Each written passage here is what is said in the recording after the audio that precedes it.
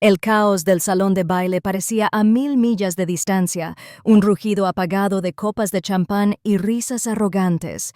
Mi mirada era un punto de hielo en el centro del calor. Lo vi al almirante, un hombre cuya sola presencia irradiaba poder, erguido como una estatua en un mar de tiburones. Mi entrenamiento tomó el control, una corriente fría y limpia, arrasando con todo menos con la misión. Me abrí paso entre la multitud, como un fantasma en bata, hasta que estuve a su lado. Mi voz era baja, sin ninguna calidez. «Sígame, almirante». Sin preguntas. Se quedó paralizado, ladeando la cabeza. La incredulidad en sus ojos era un muro que tuve que derribar. Su equipo de seguridad se tensó, con las manos nerviosas moviéndose hacia sus chaquetas. Vi la vacilación, el destello de un hombre acostumbrado a dar órdenes, no a obedecerlas de una mujer de la mitad de su edad que jamás había conocido. Me incliné más cerca, mis labios casi en su oído, y pronuncié la única palabra diseñada para romper el protocolo, para saltarse el rango, para exigir obediencia. Indicativo de llamada, oráculo. El cambio fue inmediato y absoluto. El color desapareció de su rostro, dejando tras él el pálido brillo ceroso de la conmoción, seguido de un terror creciente. No solo reconoció la palabra, comprendió el mundo de violencia que prometía.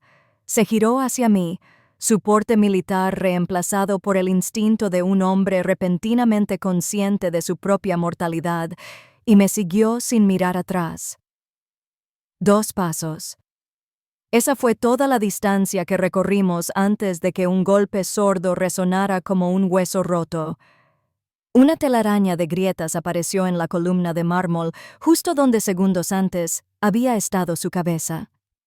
Pero 60 segundos antes, esa violencia era impensable. 60 segundos antes, yo era solo un elemento de utilería.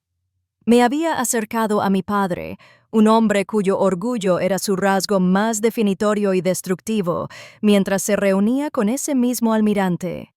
Estaba en su salsa, un titán corporativo rodeado de hombres influyentes. Al verme, me rodeó los hombros con un brazo fuerte y posesivo, atrayéndome hacia el círculo como si fuera un premio que había olvidado que poseía. Este era su escenario. Y esta, anunció con una risa estruendosa y desdeñosa, es mi hija, Elena. Hizo una pausa para impresionar, dejando que la mirada cortés del almirante se posara en mí. Brillante con los idiomas. Solo es traductora del Departamento de Estado. Asegúrate de que todos nos llevemos bien. La broma cayó con el sordo golpe de la familiaridad. No fue solo este comentario. Sentía el peso de mi libro de contabilidad en las entrañas. Cada logro ignorado, cada «qué bien», cariño. Cada vez que mi trabajo se reducía a un pasatiempo pintoresco, mientras que las cifras de ventas de mi hermano se consideraban escrituras, el almirante ofrecía una sonrisa cortés e insignificante, pero la risa de mi padre resonaba en el gran salón, otra despedida casual en toda una vida. No tenía ni idea de que acababa de definirme como irrelevante segundos antes de toda mi carrera. Mi único propósito era salvar la vida del hombre que estaba a su lado. Para entender por qué un almirante obedecería a un traductor sin rechistar, hay que comprender el mundo que él nunca supo que yo dirigía. Para ellos, yo vivía una sola vida, una vida simple, académica y, en última instancia, insignificante, que podían clasificar fácilmente y luego ignorar cortésmente. Era una ficción cómoda para ellos, una que cuidaban con esmero cada festividad. Recuerdo un día de Acción de Gracias, con el aire impregnado del aroma a pavo asado y el orgullo sofocante de mi padre. Estaba de pie a la cabecera de la mesa, brindando por mi hermano Mark, la personificación del niño de oro, cuyo carisma era un arma que manejaba con desenfadada brillantez. Para Mark, mi padre le gritó con voz potente, resonando en el comedor: «Vicepresidente de ventas regionales antes de los 30». No solo cumplió sus objetivos del cuarto trimestre, Los superó con creces. Ese es mi hijo. La familia aplaudió, radiantes. Mark simplemente sonrió, absorbiendo la adoración como si fuera su derecho de nacimiento.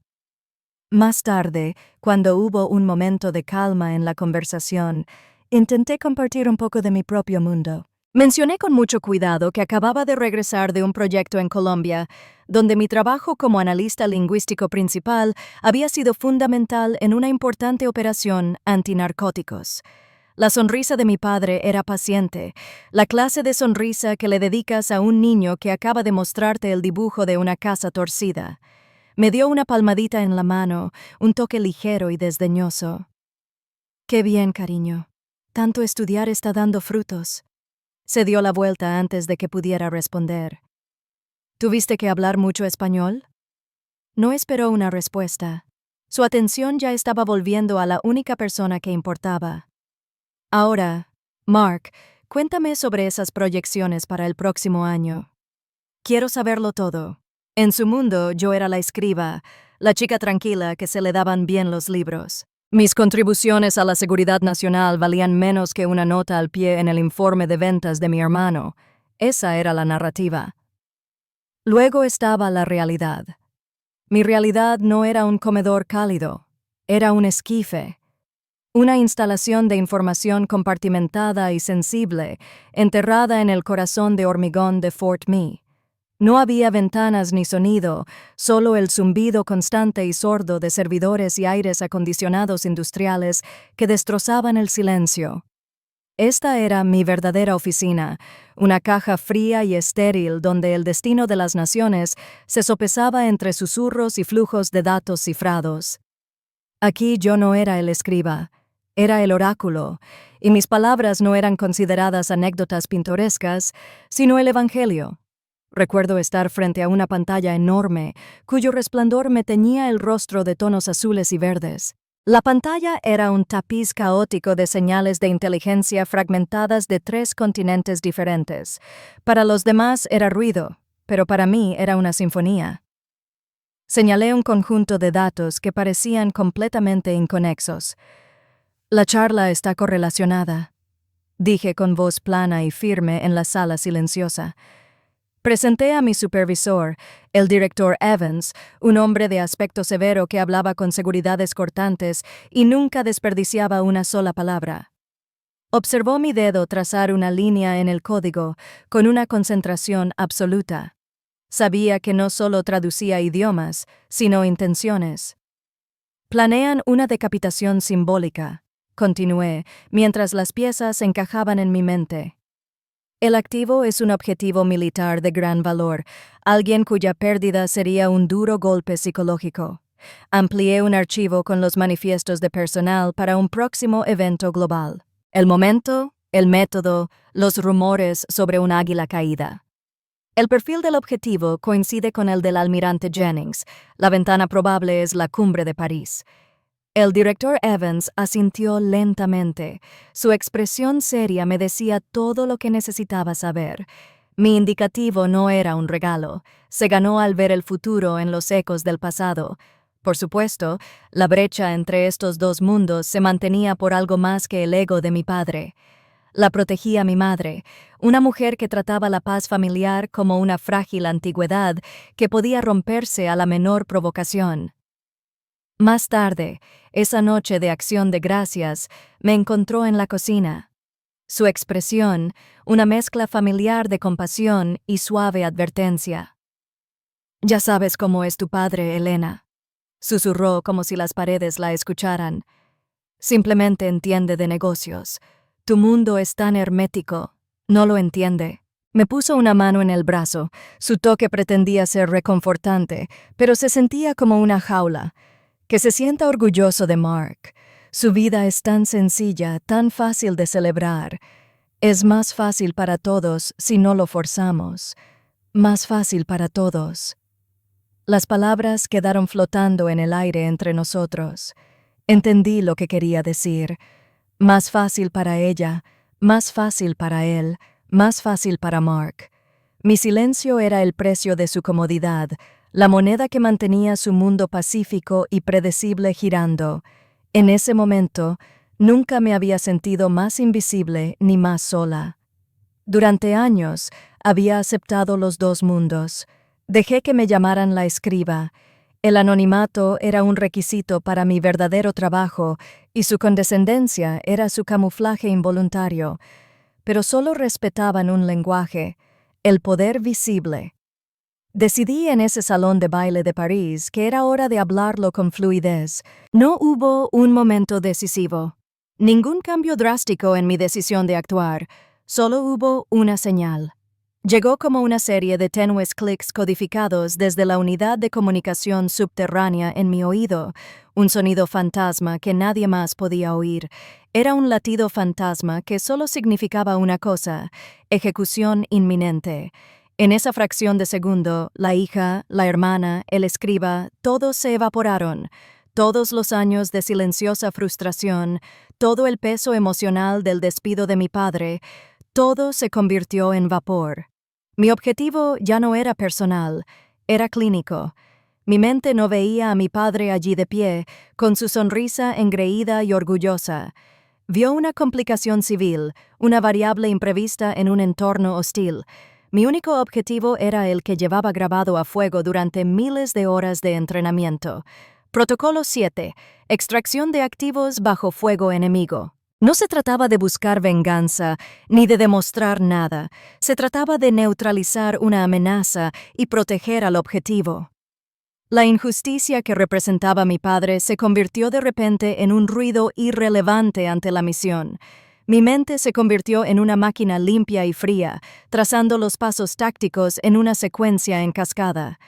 El problema: un almirante de 4 estrellas rodeado de su propia seguridad, condicionado para estar al mando. La solución: el primer paso: establecer una autoridad innegable para eludir sus instintos y a sus hombres. Paso 2. Usar la clave. No era un arma ni una palabra de persuasión, sino una designación de categoría alfa, una señal de llamada que actuaba como llave maestra para acceder a los niveles más altos del aparato de seguridad. Oracle no era solo un nombre, era un protocolo de comando. Paso 3. Mover el activo a la ruta de exfiltración planificada. Ahora, sentía el eco del último informe de mi supervisor. El recuerdo de la voz del Director Evans, que atravesaba el ruido del salón de baile con una claridad escalofriante. Oráculo, una vez en el lugar, tienes plena autoridad discrecional, había dicho, con la mirada fija en el granito. Tu palabra es la orden. Actuaremos según tu señal. Ese era el sistema que estaba utilizando. No una vaga noción de justicia, sino un poder absoluto delegado que me convirtió en ese preciso instante en la persona más peligrosa de la sala. Era la punta de lanza. Todo un aparato de inteligencia estaba en alerta, esperando mi palabra. Los años de ser subestimado me habían dado la tapadera perfecta. Vieron a una traductora silenciosa, una chica inofensiva con mucha habilidad para los libros. No tenían ni idea de que estaban mirando el detonante. La amenaza estaba activa. El protocolo era absoluto. El sistema estaba diseñado para ese preciso momento. Todos habían ensayado sus papeles.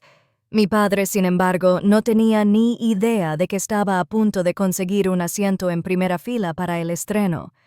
El gran salón de baile del Palacio Alice era un universo en sí mismo, una galaxia de poder e influencia que se arremolinaba bajo candelabros que despedían diamantes de luz.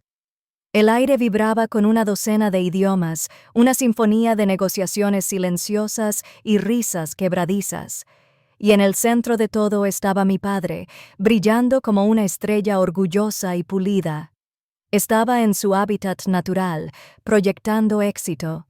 Su brazo me rodeó el hombro, no con afecto, sino con la naturalidad de quien exhibe un accesorio encantador e inofensivo. Para los titanes de la industria y los líderes militares con los que se besuqueaba, yo era su peculiar apoyo, la hija estudiosa, La sencilla traductora, la prueba de que un hombre de su estatura aún podía tener los pies en la tierra. Entonces llegó la señal, un pulso silencioso y urgente en mi oído. En un instante, la educada hija académica que mi padre vio, la mujer que solo era traductora, se desvaneció. Era una ficción que ya no podía permitirme el lujo de representar.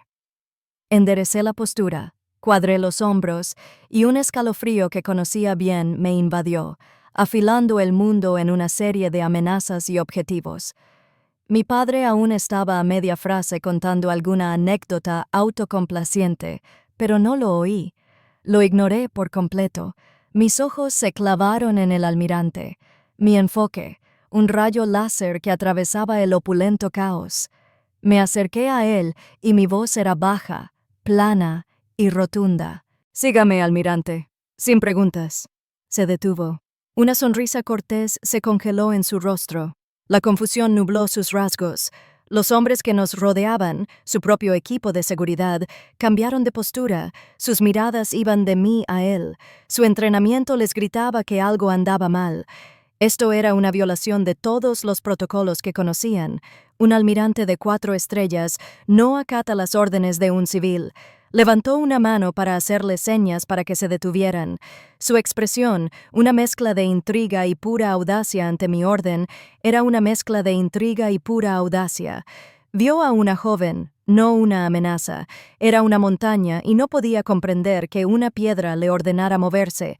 La vacilación fue un segundo crítico y fatal que no podía permitirme. Este era el momento en que los mundos colisionaban o se derrumbaban. Sabía que me quedaba una herramienta, una llave forjada en lo más profundo y secreto de la comunidad de inteligencia.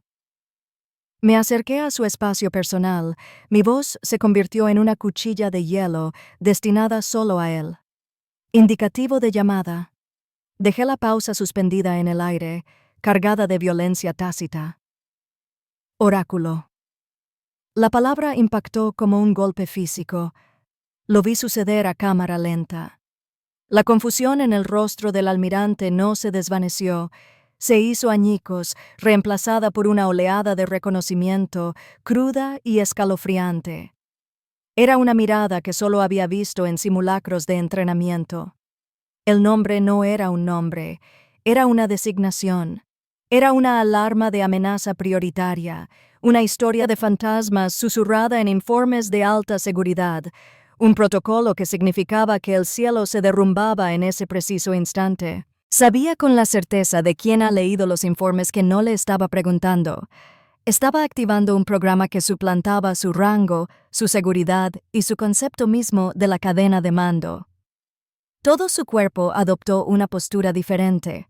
El poderoso político desapareció, reemplazado por un soldado que comprendió la inminente presencia de la muerte.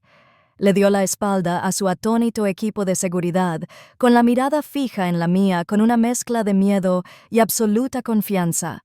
Me dedicó un breve asentimiento. «Dirígeme», dijo con voz grave y susurrante. El debate había terminado.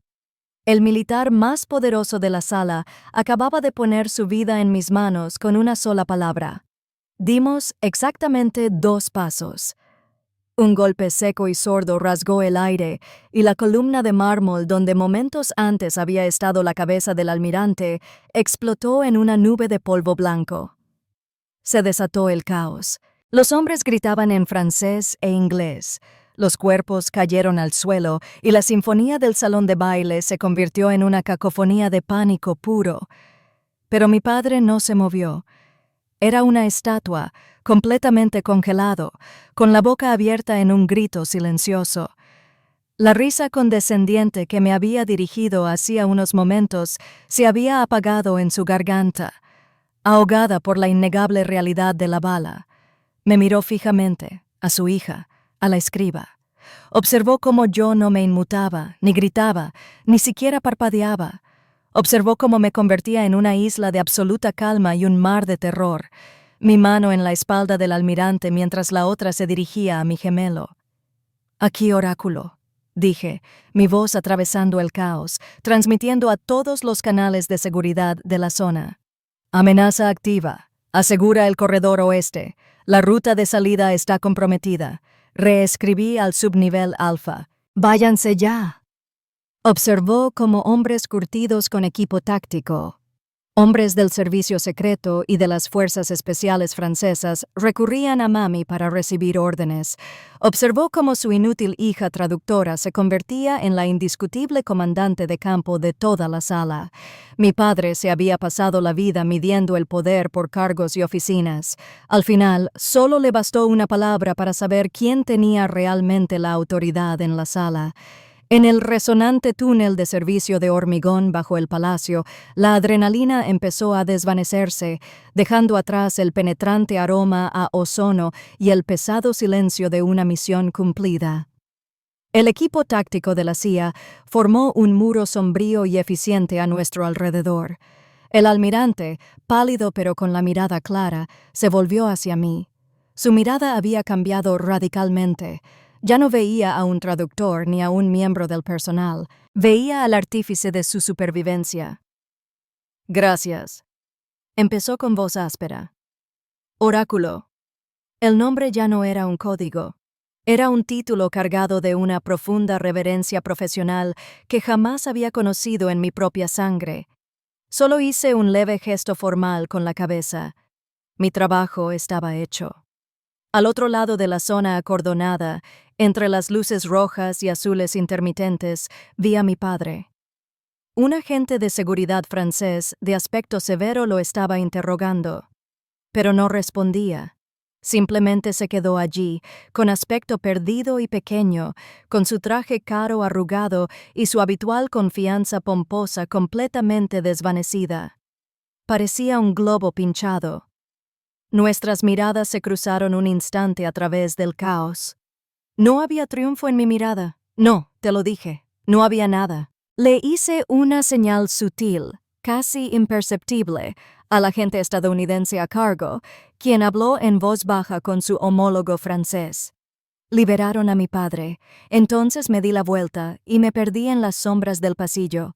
6 meses después, el mundo era diferente. Mi mundo era diferente. Me encontraba a la cabecera de una larga mesa de caoba pulida en una sala de reuniones estéril y sin ventanas en las profundidades del Pentágono. Las intensas luces fluorescentes brillaban en la pantalla que tenía detrás, donde se leía: Directora Elena Reyes, Análisis Predictivo de Amenazas, PTA. Mis días como un fantasma en el campo habían terminado. Mi indicativo estaba retirado. Mi éxito me había dado un nombre, un título y el mandato para construir la división misma, basándome en mis modelos analíticos. La sala estaba llena de generales y directores de inteligencia, los titanes que realmente dirigían el mundo, y todos me escuchaban. Entre ellos, sentado en primera fila, estaba el almirante Jennings. Tras la sesión informativa, se acercó a mí. Su andar aún conservaba ese inconfundible porte militar, pero su sonrisa era cálida y sincera. Director Reyes, inició la formalidad, una muestra de máximo respeto en su mundo. Sus acciones en París no fueron solo heroicas, sino fundamentales. El protocolo Oráculo es ahora un procedimiento estándar para todos los equipos de protección diplomática de alto nivel. No solo me salvaste la vida, Elena, cambiaste las reglas del juego para todos. Extendió la mano y la estreché con firmeza. Esta era mi nueva familia, una fraternidad forjada no por la sangre sino por la competencia y el respeto mutuo bajo fuego. Me sostuvo la mano un momento más, con la expresión seria. Tu padre contactó con mi oficina hace unos meses, dijo en voz baja. Sentí un atisbo del antiguo cansancio, pero ya era lejano, como una tormenta en el horizonte lejano. Claro que sí. No podía acudir a mí directamente. Tuvo que recurrir a un hombre al que consideraba mi superior. El único lenguaje de poder que conocía. Quería que supiera que estaba orgulloso de ti. El almirante me dedicó una pequeña sonrisa de complicidad. Le dije que esa noche toda la nación estaba sentada sola en mi nueva oficina, con vistas a la Petoac. Recibí un correo electrónico. El asunto era solo mi nombre, Elena. Era de él. Lo abrí con un clic, mi corazón latía a un ritmo tranquilo y constante. El almirante me dijo que eres. ¿A qué te dedicas? Decía. No hay palabras para expresar lo equivocado que estaba y lo orgulloso que estoy. Espero que puedas perdonar mi ignorancia.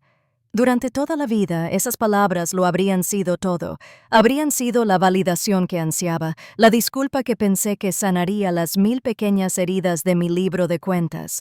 Pero al leerlas ahora, sentí una paz serena y triste. El libro de cuentas estaba cerrado, las deudas se habían saldado, no por su disculpa, sino por mis propias acciones. Su validación fue como una llave para una cerradura que ya no existía. Observé las palabras en la pantalla un buen rato. Entonces, mis dedos se movieron por el teclado. Escribí una sola palabra. Responder, aceptado. No fue perdón ni enojo. Fue una simple constatación de un hecho, un mensaje recibido. Luego, trasladé el correo a mi carpeta de archivo y volví al brillante mapa global en mi pantalla principal. Un mapa de amenazas y recursos, un mundo que por fin tenía sentido. Mi padre creía que mi poder residía en traducir palabras para los demás, pero finalmente aprendió que mi verdadero trabajo era escribir las frases que los hombres con armas y banderas obedecerían sin cuestionarlas.